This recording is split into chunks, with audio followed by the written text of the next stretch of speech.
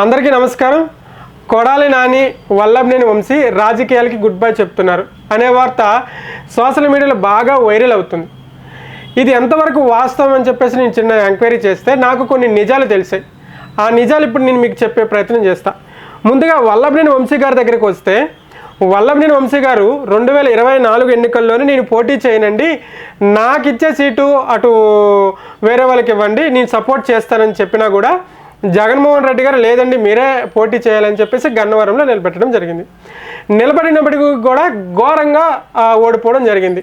అయితే ఓడిపోయిన తర్వాత వల్లభనేని వంశీ గారంట ఒక రకమైన మానసిక ఇబ్బందికి గురైనారంట. ఏ విధంగా అంటే, ఈ రాజకీయాల వల్లే కదా నేను ఆ రోజు ఆ మాట అన్నాను, ఈ రాజకీయాల వల్లే కదా నాకు ఇంతమంది శత్రువులు అయిపోయారని చెప్పేసి ఒక రకమైన మనస్తాపానికి గురైనట్టు తెలుస్తుంది. అయితే అంతేకాకుండా వల్లభనేని వంశీ గారి దగ్గర ఫ్యామిలీ దగ్గర నుంచి అటు సొంత క్యాడర్ నుంచి అనేక ఇబ్బందులు ఎదుర్కొంటున్నారట. మీరు ముందుగా రాజకీయాల నుంచి తప్పుకోండి అని చెప్పేసి. అందువల్లనేమో ఓడిపోయిన తర్వాత లోకల్లో లేకుండా నాన్ లోకల్లో ఉంటున్నారు. ఎక్కువ ఫోన్లకు కూడా రెస్పాండ్ అవ్వట్లేదు. ఏదైనా ఇంపార్టెంట్ ఫోన్ అయితే మాత్రమే లిఫ్ట్ చేస్తున్నారంట. ఇక కొడాలి నాని దగ్గరికి వస్తే, ముందుగా ఏంటంటే వల్లభనేని వంశీ గారు 98% రాజకీయాల నుంచి దూరంగా వెళ్ళిపోతారు అని మనకు వచ్చిన సమాచారం. ఇక కొడాలి నాని దగ్గరికి వస్తే, కొడాలి నాని గారు ఏంటంటే ఆయనది ఒక ప్రత్యేకమైన శైలి. అటు అవతల పార్టీని తిట్టడంలోనూ, అవతల పార్టీని దూషించడంలోనూ, అవతల పార్టీని ఇష్టం వచ్చినట్టు మాట్లాడడంలోనూ ఒక రకమైన డిగ్రీ పొందాడని చెప్పుకుంటారు. అయితే ఇలాంటి కొడాలి నాని గారు ఎందుకు రాజకీయాల నుంచి దూరంగా వెళ్ళిపోతున్నారయ్యా అంటే, కొడాలి నాని గారికి కూడా జనరల్గా కొడాలి నాని గారు 4 సార్లు ఎమ్మెల్యేగా గెలిచారు. 2 సార్లు బాబు గారి ఫ్యాక్టరీలో, 2 సార్లు జగన్ గారి ఫ్యాక్టరీలో.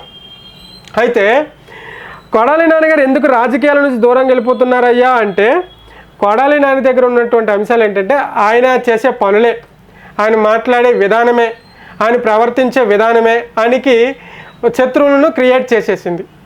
అంతేకాకుండా సొంత ఫ్యామిలీ మెంబర్స్ నుంచి ఆయనకి విపరీతమైన ఒత్తిడి కూడా ఉందంట.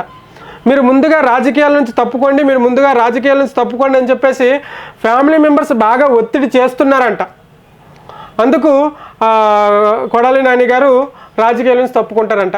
అంతేకాకుండా కొడాలి నానికి ఆరోగ్యపరమైన సమస్యలు కూడా కొన్ని ఉన్నట్టు చెప్తున్నారు. అది ఎంతవరకు వాస్తవమో కాదు మనకైతే ఇన్ఫర్మేషన్ లేదు, కానీ ఒక రకమైన ఆరోగ్య సమస్య కూడా ఉంది కొడాలి నాని గారికి. ఇక ముందు యాక్టివ్గా ఉండలేరేమో, ఒకవేళ ఉన్నా ఇప్పుడు ఉన్నటువంటి టీడీపీ ప్రభుత్వం నుంచి వాళ్ళు పెట్టే ఇబ్బందులను ఎదుర్కోలేకపోవచ్చు.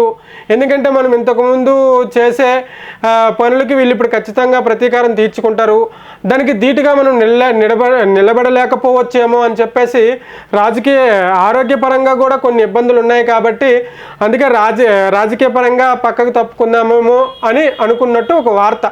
ఇది కూడా మన గ్యాదరింగ్ ఇన్ఫర్మేషన్లో తెలిసిన విషయమే. సో కొడాలి నానిది 50-50 ఉన్నా కూడా వంశీ గారిది అయితే మాత్రం 95% రాజకీయాల నుంచి వెళ్ళిపోతారని తెలుస్తుంది. ఇది ఈరోజు వార్త. Thank you. జై హింద్.